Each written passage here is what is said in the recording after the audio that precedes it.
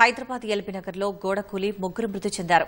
మరొకరికి తీవ్ర గాయాలయ్యాయి. మరింత సమాచారం మా ప్రతినిధి నాగార్జున ప్రత్యక్ష ప్రసారం ద్వారా అందిస్తారు.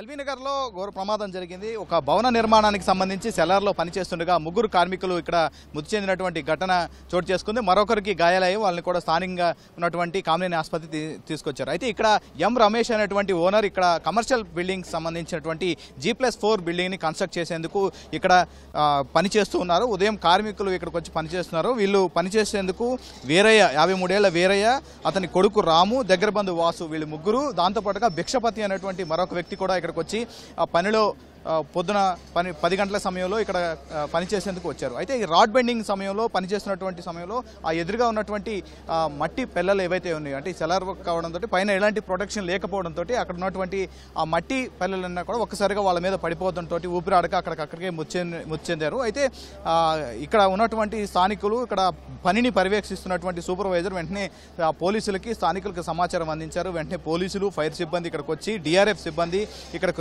వచ్చారు. ఇక్కడికి వచ్చి వాళ్ళందరినీ కూడా రెస్క్యూ చేసేందుకు ప్రయత్నం చేశారు. అయితే మొదటగా గాయపడినటువంటి భిక్షపతిని స్థానికంగా ఉన్నటువంటి ఎల్బీనగర్ కామినేని ఆసుపత్రికి తరలించారు. అనంతరం ఒక ప్రొక్లైన్ని తీసుకొచ్చి ఇక్కడంతా తవ్వే ప్రయత్నం చేశారు. అక్కడ ఉన్నటువంటి మొత్తం ముగ్గురుని కూడా ఇప్పటి వరకు బయటకు తీసుకురు.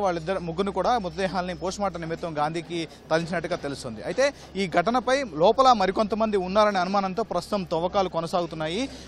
అయితే మొదట వాళ్ళు చెప్పినటువంటి భిక్షపతి ఇచ్చినటువంటి సమాచారం మేరకు మరొక ఇద్దరు, అంటే నలుగురితో పాటు ఇంకొక ఇద్దరు ఉన్నట్లు సమాచారం ఆయన చెప్పినట్టుగా తెలుస్తోంది. అందులో భాగంగా లోపల ఇంకెవరైనా ఉన్నారనే ఉద్దేశంతో తవ్వుతున్నారు. దాదాపు 4-5 అడుగుల మేర ఆ మట్టి పిల్లలని వాళ్ళ మీద పడిపోవడం, ఊపిరాడక వాళ్ళు అక్కడికే చనిపోవడంతో ఒక్కసారిగా ఇక్కడ స్థానికు ఉన్నటువంటి వీళ్ళందరూ కూడా ఆందోళనకు గురయ్యారు. ప్రస్తుతానికైతే ఫైర్ సిబ్బంది అండ్ DRF సిబ్బంది కూడా ఇక్కడ పనిలో నిమగ్నమయ్యారు. వీళ్ళు పని కొనసాగుతూ ఉంది. లోపల ఇంకెవరైనా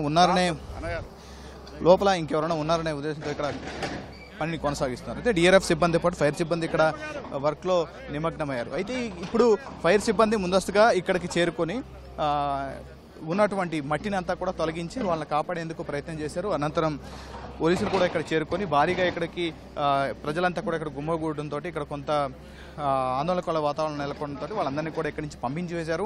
ఎవరిని కూడా ఇటువైపు రాకుండా, కొంత కన్స్ట్రక్షన్ సైట్ కాబట్టి ఇక్కడ నిలబడేందుకు అవకాశం లేదు కాబట్టి మరీ జారి లోపల పడతారేమనే ఉద్దేశంతో పోలీసులు కూడా వాళ్ళందరినీ కూడా ఇక్కడి నుంచి పంపించి వేశారు. ప్రస్తుతానికైతే లోపల ఇంకెవరైనా ఉన్నారనే సమాచారంతో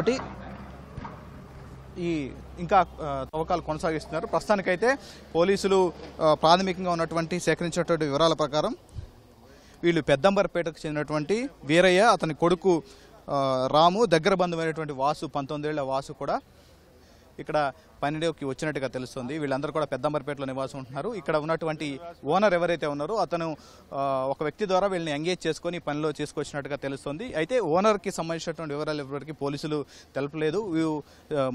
మృతి చెందినటువంటి వరంగల్కి చెందినటువంటి రమేష్ అని చెప్తున్నారు. దీనికి సంబంధించినటువంటి అతను ఇప్పటివరకు కూడా పోలీసులకి అందుబాటులోకి రాలేదు. దీనికి సంబంధించినటువంటి ఘటన జరగగానే పోలీసులు అతను కాంటాక్ట్ చేసే ప్రయత్నం చేశారు, కానీ అతను అందుబాటులో రాలేదంటగా తెలుస్తుంది. ప్రస్తుతానికైతే లోపల ఇంకెవరైనా ఉన్నారనే ఉద్దేశంతో పోలీసులు ఇంకా లోపల తవ్వకాలు జరుపుతున్నారు. అయితే ప్రస్తుతానికైతే ఇప్పటివరకు చేసినటువంటి వివరాల ప్రకారం, సేకరించిన వివరాల ప్రకారం ముగ్గురు మృతదేహాలను పోలీసులు బయటకు తీశారు. ఆ మృతదేహాలను పోస్టుమార్టం నిమిత్తం పంపించారు.